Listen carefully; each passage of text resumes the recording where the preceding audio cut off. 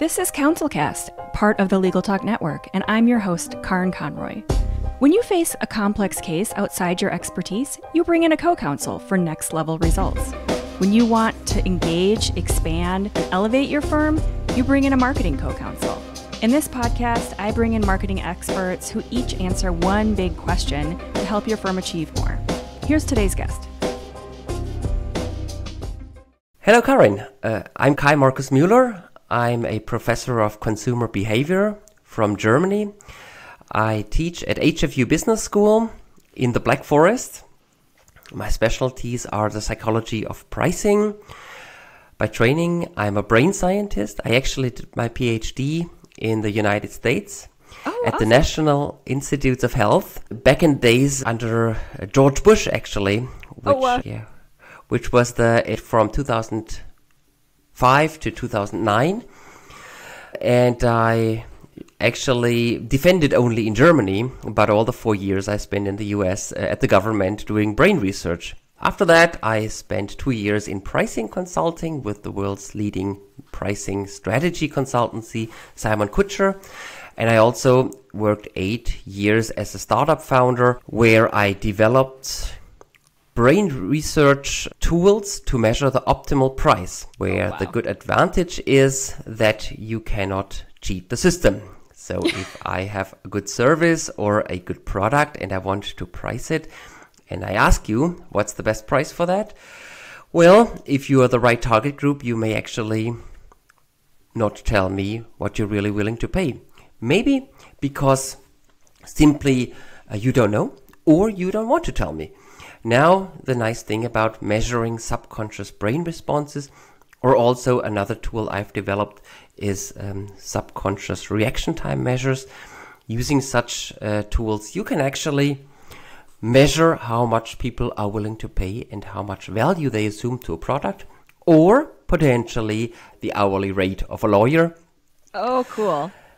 And that helps you set a profit optimal price or a revenue optimal price. Oh, this is so exciting. So I know that this is probably going to come across a little different from some of our topics where we're talking very specifically about kind of marketing tactics, maybe social media, things like that. But this is absolutely a part of your marketing strategy. And so what we're talking about is pricing and price psychology, and that these decisions that people make about pricing and how much they're willing to make are both a combination of psychology and marketing and how to figure these things out. So the golden question is usually, how much are they willing to pay? You know, how much can I charge? But the topic and the title for the show is price psychology and the psychology behind setting legal fees. And this is going to be based on all of this amazing brain science that you've been working on. So to begin with, thank you for being here, and thank you for that all of this cool information about how our brains work, how our consumer behaviors are based on this psychology. And so let's dig into it. How do we get started with this idea of understanding where our potential clients, if we're having that initial sales call, and not even lawyers don't even necessarily like to call that a sales call. Maybe we call it an inquiry call or something like that. Yes. So we're talking to someone who has not yet decided to be a client, and they're in that decision phase. What are some things that a lot of people do wrong? One of the main mistakes that people make is that they know too much and they know their entire market much better than their customers. This is true for lawyers, but this is also true for anyone who sells a product. Sure. And if you know your entire market perfectly well, and you know roughly what lawyer X charges and what law firm Y charges, and you know how good they are, you know so much more than your customer that you start creating thresholds in your own brain, price thresholds that hold you back of charging what you want and or what you probably deserve and what you're worth. I'll give you a little I could give you a good example because it's based on a study of a study that I ran myself. We didn't run it with lawyers, but with an insurance company. Okay. But still, this insurance company was selling an insurance that was worth round about 100 euros. Okay. So they would charge something like 95 or 99 or so, depending a little bit on the risk profile of the customer. And the sales would be always through independent brokers. Something that, some insurance companies sell through their own brokers, but some sell through independent brokers. Well, in this case, so they sold through these independent brokers. And these independent brokers, like lawyers, they know a lot about their market. So they know exactly which insurance offers what, and they can compare. They've compared all of the insurances, and they exactly know, well, this insurance is maybe something worth like 95 euros, and they know these people. They also sell them other products, other financial products, and they maybe they're even in the same church or in the same football club or something like that. So there's some kind of connection to these customers. And we did brain research, neuropricing brain research, in which we identified the optimal price for this insurance. And one of the main questions in this insurance company was, can we charge more than 100 euros? Yeah. And in these days, today of inflation, this is a daily question. Can we go above a specific threshold? Yeah. But they were so afraid because they said, we can't charge 2 digits, but we can never charge 3 digits. This market will break down and it won't sell. Yeah. Well, we tested consumers via brain scans, and we, tested them, analyzed the data, back and forth, all kinds of stuff. We did not find a threshold. Yes, you would lose a few customers, but not substantially, like the market would break down or anything. So we went out there and said, no worries, you can go above 100 euros. They were very surprised. And so what kind of questions do you ask in that testing to figure out if there is that threshold? Because, great question. I'm thinking if I'm paying $96 and I've been paying that for years and years, and then suddenly it goes to 101, that doesn't bother me, whereas that hurdle to leave that company and figure out where else I'm going to go, and the cost of my time to figure all of those details out is not worth that $5. That's true. In this case, they were particularly interested in new customers. Okay. This is not really a product you keep for that long. Okay. So they have to get new customers over and over again and so forth. But what we ask them really is we show them the product, we recruit the right target group, like that is the ideal customer for this product, and then we show them different prices and we measure their brain response. Oh. So with the EEG brain cap, we measure. You can measure the electroencephalogram, the brain waves, and what the EEG is very good at is telling you whether two things match. So I could, for example, say bread and butter. If you hear butter, your brain will quote unquote say yes. Within 400 or 500 milliseconds, I'll get a yes response. Yeah. Right? But if I say Porsche, butter, it has nothing to do with each other. It's a car and something. Okay. Your brain will say no. You've seen the same word on the screen, but your brain will say no. So what I did was what I did then was like identify similar brain signals like that like the one I've just explained, and he was basically showing a product. Let's say law firm XYZ. In New York, high reputation, so and so forth, and recommended by so and so. Hourly rate, 50 euros, there'll be a mismatch. Hourly rate, 2,000 euros, there'll be a mismatch.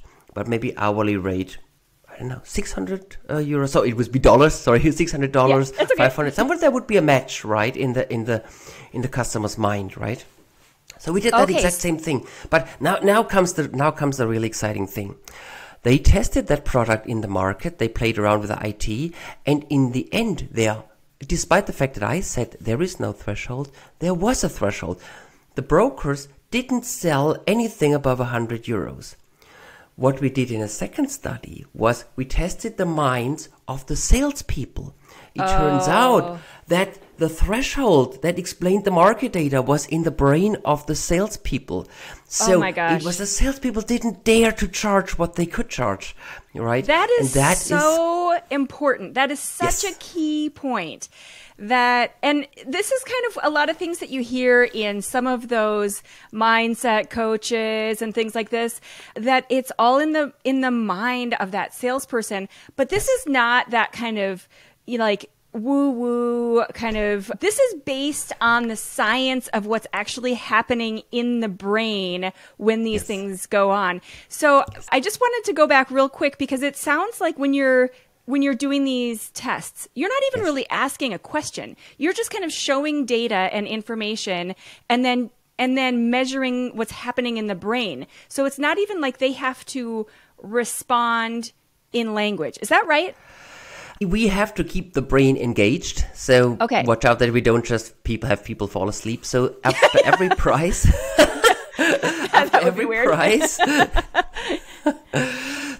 After every price, people have to respond on the keyboard with a left or right button press saying cheap or expensive. Okay. All right, but you're not actually asking. Well, I guess you sort of are asking a question with that. Then. Well, I am asking a question, but I'm interested in the brain response and not whether they say it's cheap or it's expensive. Okay, so does that sometimes conflict, where they say cheap or expensive and then they get a different? When does that happen? It happens. It's very interesting. It happens in many products. In many products, the brain accepts a higher price subconsciously, which is what we measure, than what people say. And why would they do that? Well, you don't really want to reveal potentially your true willingness to pay. You are the right person. Now, if I need a very good lawyer. Yeah. And in Germany, very good lawyers cost, for example, 300 euros per hour. I ideally would like to have him for 200 only, right? So I would still say, well, 300 is very expensive, it's not. But I still might go with him because I need him. So outwardly, you may be saying 200 because that's what you want to pay. Yes. But inwardly, you have more of a threshold, and you might be willing to go up to 300, and that's kind of where that discrepancy comes between what they're pushing on the keyboard and what's happening in their brain. Yes. Oh my gosh, that's so interesting. And it's the reverse thing happens when I ask you about donations. You will be saying, I'm willing to donate much more, but your brain will be, stopping much earlier. No, stop. You're not. Stop saying that. That's not true. Yeah. We did some research for an animal shelter, and people said, I would donate a lot, but we saw on the brain scan that, it's not it's not 8 euros per month, but it's only 5 euros. Yeah, that's so interesting. Okay, so how can we take those ideas and apply them to that kind of interaction where an attorney is meeting with this client, they're kind of talking it through, and they really want to work with this person, but they're really unsure about how far they can push it with the pricing? So generally in pricing, it's very important to sell value, right? Not a product, and you don't sell an hourly rate, you sell value. Now, in order to understand, well, ideally, you check this with me over the brain scan. Yeah. But if you're in this first call and, the client is there, you have to ideally understand how much pain is there and what really drives that person, right? Is it that, I'll say, is it about a divorce and about potentially, a father who is in danger of not being able to see his kids or only once a month or something like that? Maybe their willingness to pay is very high potentially. Yeah. Is it only someone who says, let me see if I can get rid of that speeding ticket or not? That may be a totally different topic, right? Then sure. you can't charge the high prices. This is what you have to figure out, And then there is also an issue called the price quality heuristic. So heuristic is like a rule of thumb that makes it easier for our brains to understand the world. Yeah. So, and one thing that we've all learned is that what is worth a lot costs a lot, right? So that means sometimes you may actually be in a case where the pain is so strong or so bad, and people are in such, really want to win this case that they believe they need to have the best lawyer. Yeah. A good friend of mine started his own law firm, and he is the head of the law firm, and he has employed like 4 lawyers or so, and they're all good lawyers, right? But he's just the founder, and he has a doctoral degree in law, so slightly above the others, but also he's like the senior person. So people always said, I want to work with Dr. X. Yeah. With him. Yeah. So they said, well, they all charge 240. I said, let's rearrange that and let's have him charge 290 so that we distribute our work better. Yeah. They all charge for 240 and they tell their clients, now you can work with the lawyer for 240 or you can work with the boss for 290. Now what happens? Everybody wanted to work with the boss even more. So everybody said, no, I need the boss, I need, if he's worth more, I will, people even got this more into their minds, like this, believing that he would be the best lawyer they could get. Yes. So there's this perceived value that goes up because he raised his price.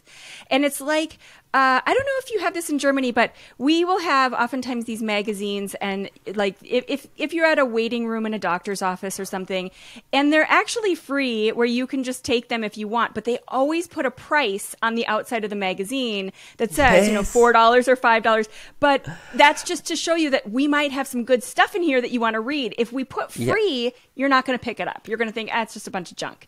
So there's this perceived value that people understand. So how do you create that as an attorney if you have, let's just say you don't actually necessarily have a great sense of what your competitors are charging, and you may have a range, but you're not totally sure. And how do you create that perceived value without going too far? So at some point you have to blurt out a number. Yeah. One thing you should always have before you state that number, you should always have a good reason to reduce the number. What you can never do, you can never go up with the number. I cannot say I charge 250 and the client is like, oh yeah, I'll do that. And you're like, oh no, actually it's 280 or it's 300. You can't do that anymore, right? You can go, and I'm not a lawyer enough, but I'm sure there are things that look like they are very valuable. So, if you recognize that you have said 300 and that's not what the client is willing to pay, you could have something, some backup. You could say, well, we can have another arrangement, but then it's X, So in Germany, this is, I think, legally tricky to be getting something as a success fee or something like that. But this could be something that could be. I think it's legal in the US. So if you have a different pricing structure as a second option and say, if that is too much, what we could do is we can rearrange the risks or so, and we can shift that a little, and then it will be cheaper for you. I've also always heard myself, even just for my own business coaching, where if you are going to lower the price, you don't just lower it, you take something away, because otherwise they think that you're not trustworthy, because now it's like, well, how far can I push this now? If I just keep hesitating, maybe she'll just keep coming down with the number. As opposed to if you say, okay, if we work together under X circumstances, it's this price. But then if you change the price and come lower, it has to be Y circumstances. It can't be the same circumstances for a low. Is that right? Absolutely. That's what I was trying to say.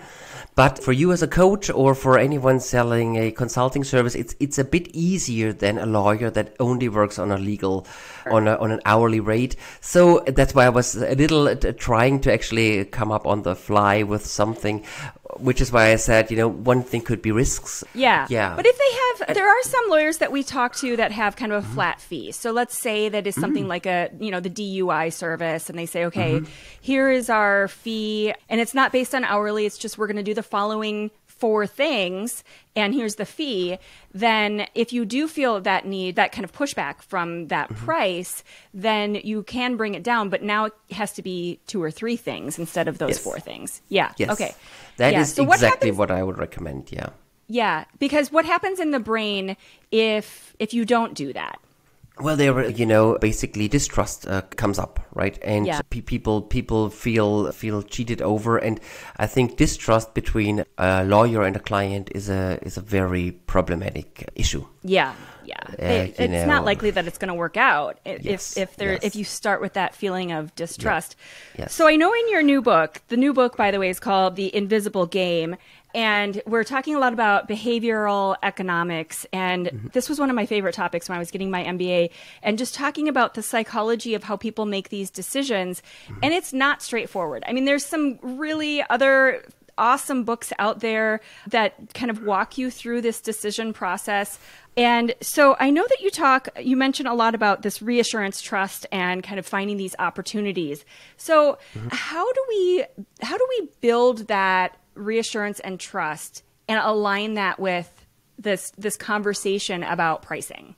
So for lawyers, it's quite tough to build reassurance. But one thing that is very helpful for lawyers to understand is that people love, to some degree, absolute safety, and people are very bad at judging extreme percentages. So say how unlikely 1% is or how likely 99% is. We are extremely bad at that. I'll give you an example that is not really from the legal. Well, it's kind of, I think lawyers can relate to it, but it shows you how people think. And everybody will understand immediately.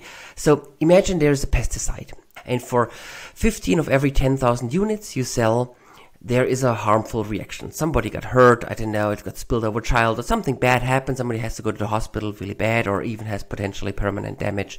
So, and then there's a question, how much are you willing to reduce this, to pay more, if you reduce this number from 15 to 10? And then people will say $1 or something like that. Yeah. Now let's have the exact same scenario. There's a pesticide, blah, blah, blah. And it causes a harmful reaction in 5 people, for every 10,000.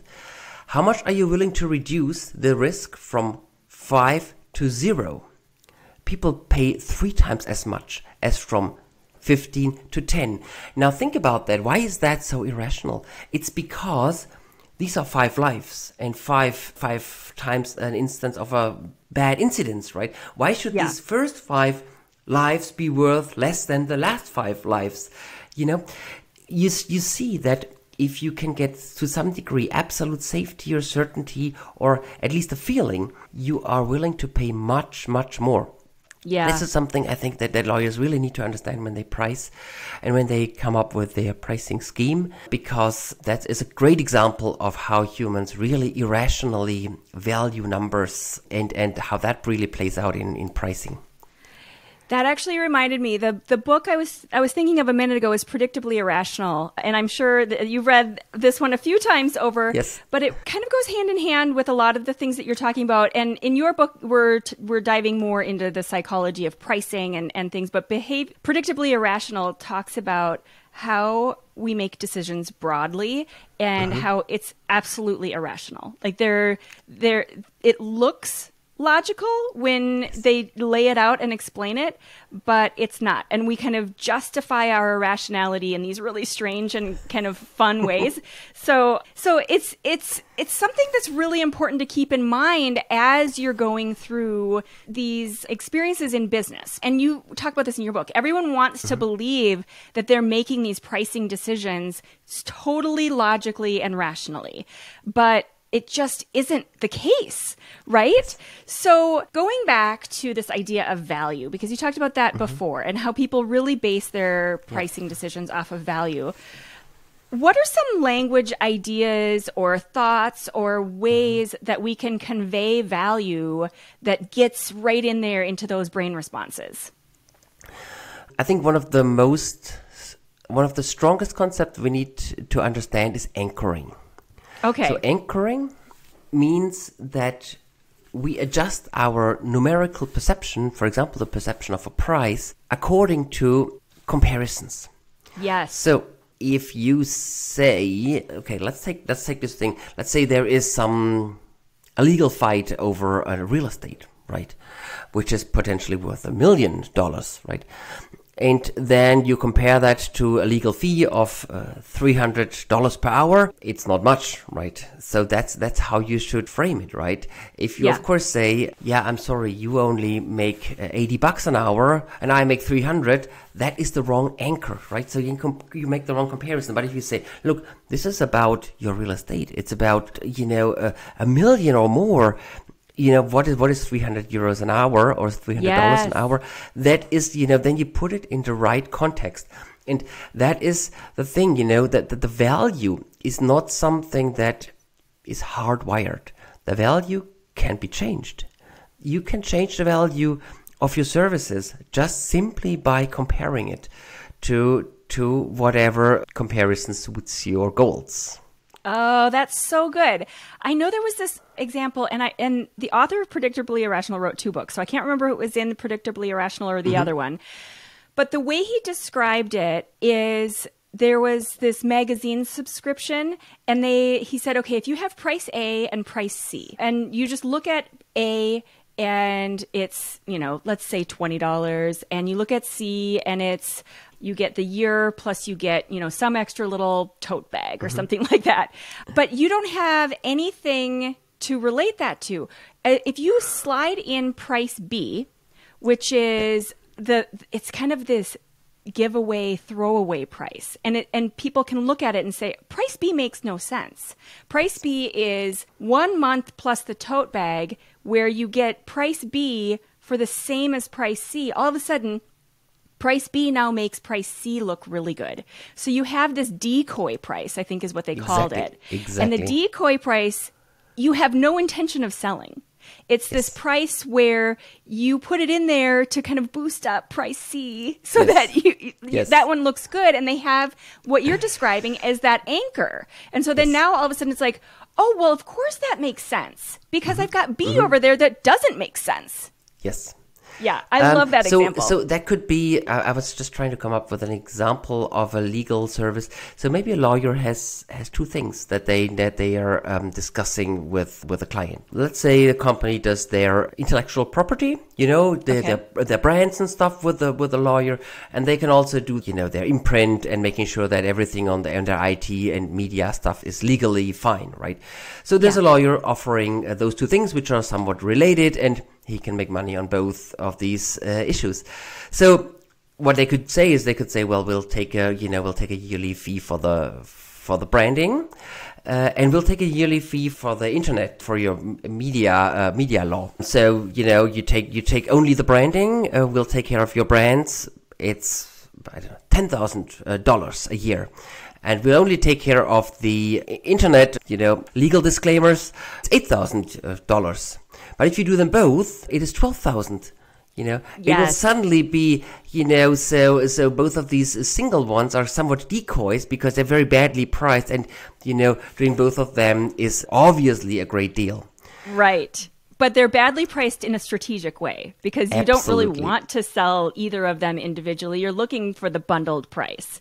Yes. So I feel like that is one of the smartest and most important parts of pricing that I've ever learned is that idea of that decoy price. Because just to reiterate what you were saying about this anchor is to understand that people don't really have an understanding of the number that they should have.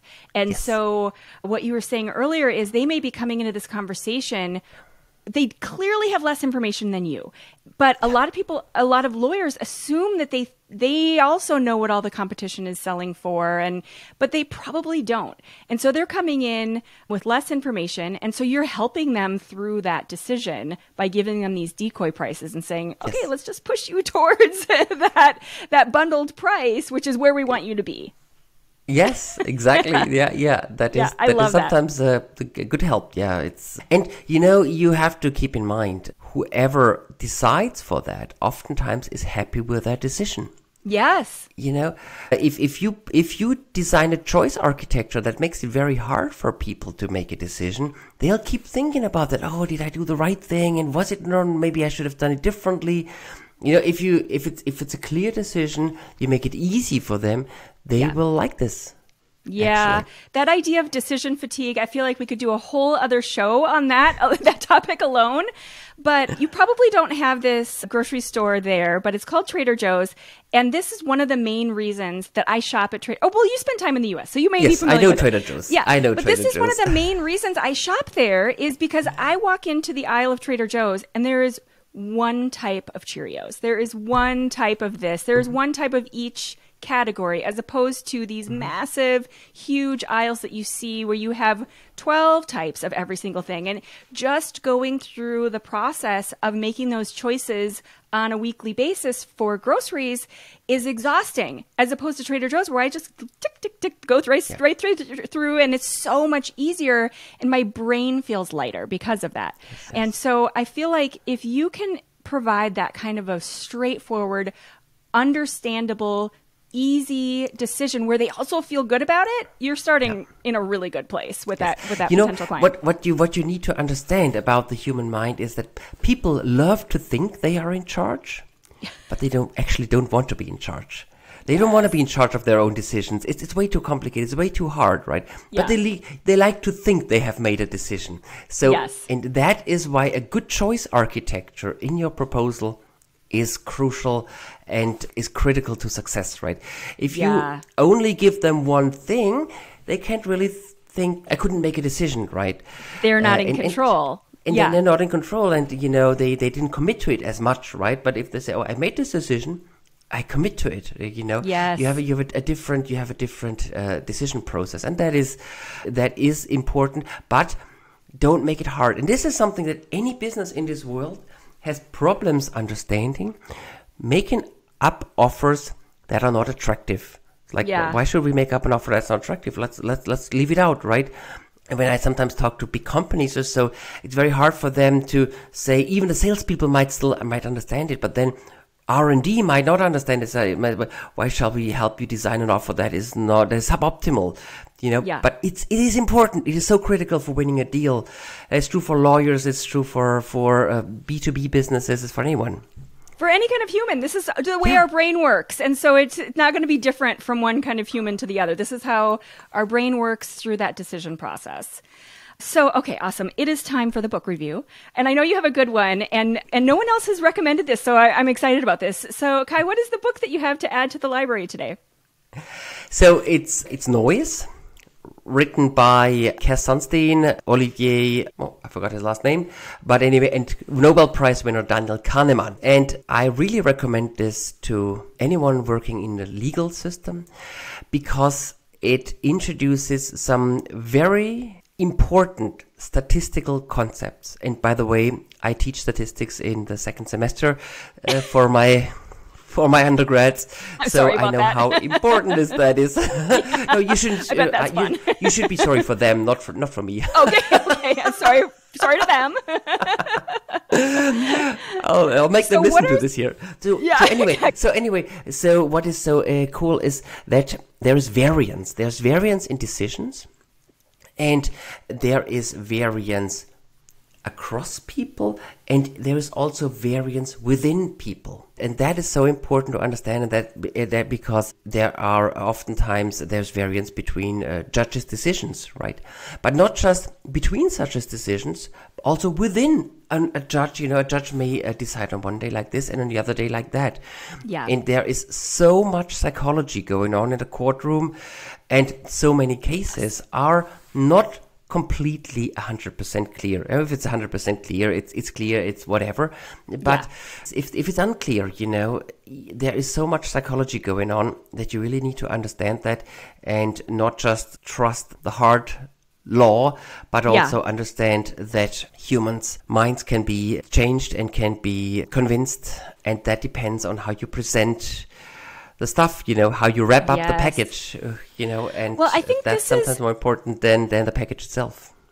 Well, and I think this is a really interesting way of wrapping up this topic, because when you think in terms of a jury and the way that you cannot predict exactly how this is going to, work out, how they're going to process the information, it's very similar to that potential client. And so these are decisions that are getting made. So whether we're talking about pricing or the decisions of a jury, all of these things apply. So the topic of the show could have just been more about decisions and the psychology of how people make these like larger scale choices. We spent a lot of time talking about pricing and all of that. So we'll probably, keep the title there. But I think tying in this book, in a year or two, we'll do one about decisions. Yes, yeah, exactly. We'll do another show. But tying in the book, the Daniel Kahneman book about noise, it kind of opens up the topic more broadly in terms of the brain science that you were talking about in the beginning, that is so fascinating, and how people are processing the information that's being presented to them. So I love that book. We'll obviously link to that on the show notes and have the book available with the links to Amazon and everything there, because I think there's a lot of different layers to this whole conversation than just the pricing alone. Yes, absolutely. Yeah. Awesome. Well, Kai, what is one big takeaway? I mean, with that in mind, and maybe it's just about pricing or decisions or whatever, but what's one big takeaway that you'd like the lawyers and the audience to get from the show today? Never underestimate the power of scientific psychology.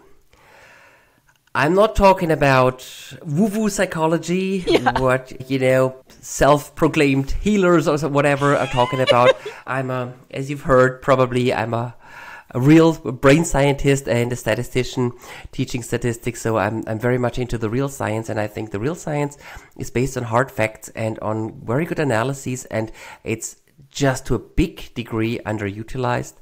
One way to utilize it is also, of course, to check out The Invisible Game, The Secrets and the Science of Winning Minds and Winning Deals, which is a book that I, as a consumer science professor, have written together with a professional key account manager who has lots and lots of experience in all the practical fields of selling, and she has seen everything in her long and successful career.